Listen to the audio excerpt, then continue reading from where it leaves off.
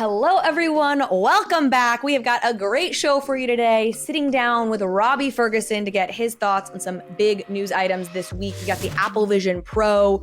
What are the ramifications for that for the metaverse, for Web3 gaming? We've got Google is now actually amplifying Bitcoin. That's right. We're going to talk about that. Feels like a big move, frankly. And you've got some things happening with the world banks and countries in Asia that are promising and exciting. It's all going to start right now. But before we get into it, if you have been enjoying this content, please do subscribe to the channel, comment below, like. We love hearing from y'all, so we'd love to hear what you think.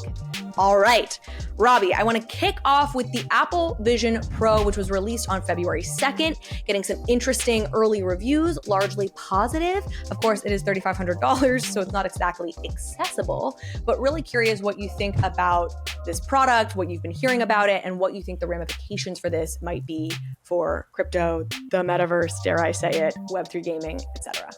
By the way, that's very much Apple's strategy, which for the first of anything, they make an extremely luxury product. They associate a ton of prestige and sort of virtue associated with owning it.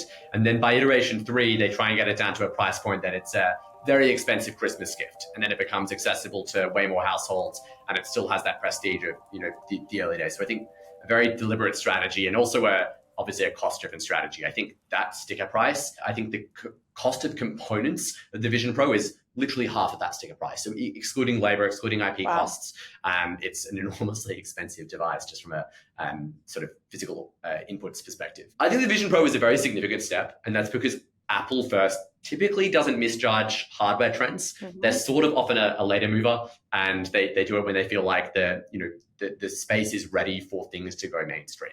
And it also typically takes 3. If you have a look at the iPhone, even if you have a look at the Apple Watch, if you have a look at a lot of the ecosystem products they've developed, the first 2 are experimental and they're reducing costs, and then the third one is the one that truly goes mainstream. The feedback so far, I think, it is fundamentally a different experience in terms of feeling connected with the outside world. I think it's already had a cut-through brand where it's seen much more as a productivity device than sort of the gaming VR, and very much that's in their positioning as well. You'll note they avoid the word gaming anywhere in the main title, and that's because they don't want to be competing on that category. They want this to be an enterprise machine they can sell for and for technology, and then gaming can kind of emerge as a subset of that. Does it open the door to a broader metaverse? I think so. I can't wave a magic wand and say when VR will take over, but it will one day. And it will one day just be contacts like that Black Mirror episode. And it will just be an augmented layer over our entire lives.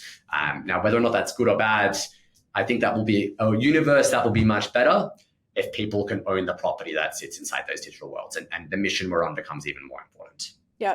And things like digital wearables become more of a no-brainer in a world where you're walking around with glasses that can project digitally onto the world. We're now owning a piece of digital fashion where in the current world, it kind of lacks context. In that world, it makes sense. It's been so interesting to me listening to all these tech journalists, literally in back-to-back episodes of their podcast, doing an episode where they're excited about the Apple Vision Pro, and then they're like, I don't see any use cases for crypto or NFTs. That whole sector is dead. And I'm like, how do you not see that these actually, the world in which we have AR, VR, there is no world where we don't then have so many use cases for blockchain in that world. I mean, free-to-play skins didn't become in demand until they looked good enough and there were enough eyeballs for that to become an actual product that people wanted.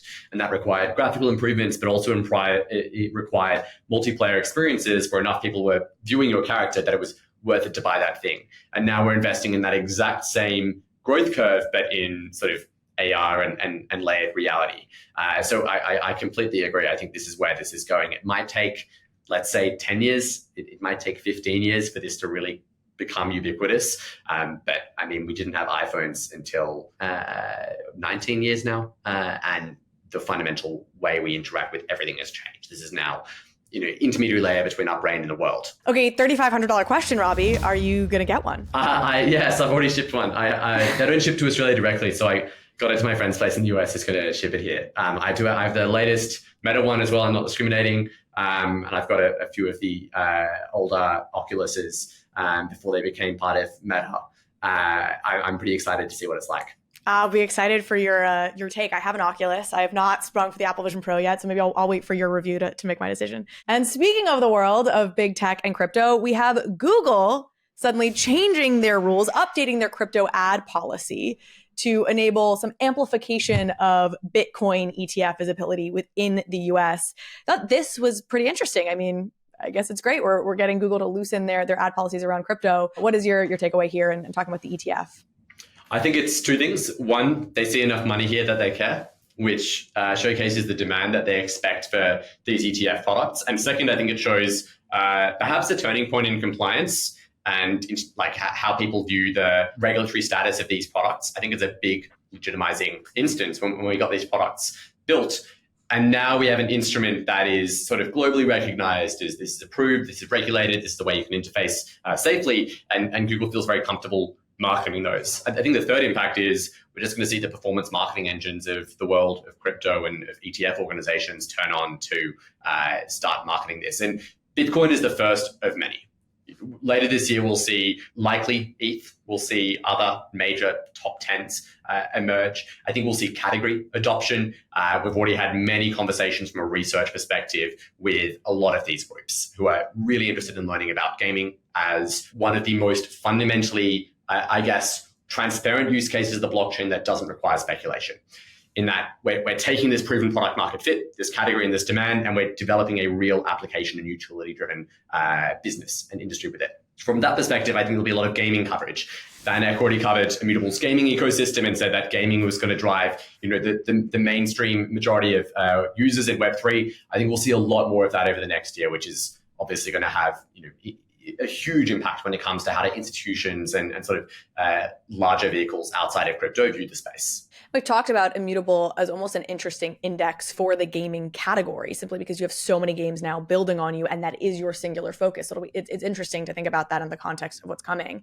I was almost a little bit, not cynical, but I saw the news about Google changing their rules, and I was like, oh, of course, BlackRock's able to make it happen, the power of private equity and some of these big TradFi institutions in the US. But it also it speaks to all the follow-on effects that come from having these big players in the space. Like, we think of the immediate benefit of these ETFs being, okay, great, more liquidity, more easy to access it for mainstream players. But there's all these other impacts to having these big players have incentives to make crypto work and make it go well. So honestly, like it is exciting to just think what else will be coming. This is the thing I love about where we are, which is as things become bigger and more legitimate, it makes it easier for them to grow larger and become more legitimate. It's this almost recursive flywheel. As Bitcoin becomes bigger, it becomes more investable.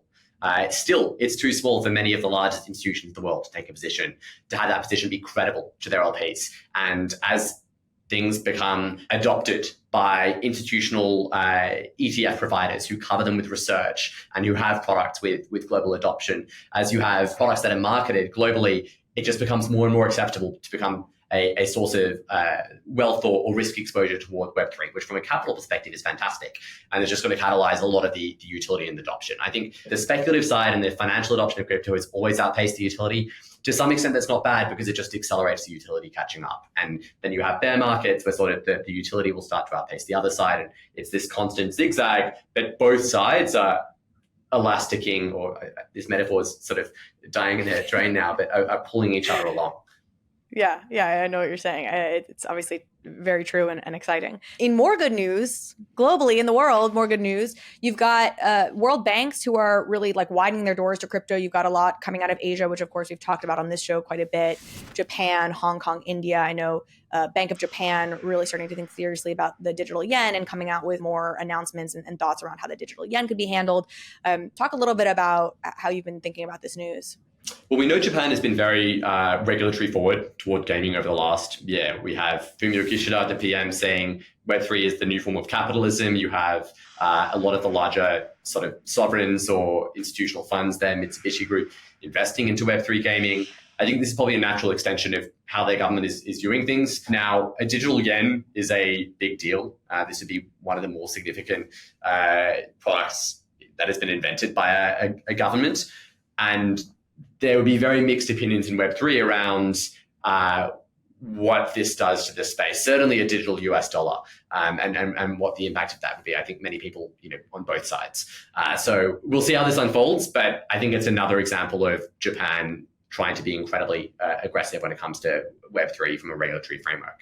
Awesome. And in addition to Japan, I mean, I know Hong Kong has had some news coming out lately. Obviously, they're always thinking about this space. Would love to have you talk a little bit about what's going on there. Yeah, I mean, recent news. So FSTB there is beginning regulation for OTC crypto venues. You have a lot of the larger, actually ETN and ETF product providers there getting clearance through the local monetary agencies to list ETN products. And eventually a lot of those will graduate into ETFs. So I actually think Hong Kong is probably the most mature financial market in the world right now, maybe sans the US, where you've just had all these issuances for financial markets for crypto. And I think that's going to continue at pace.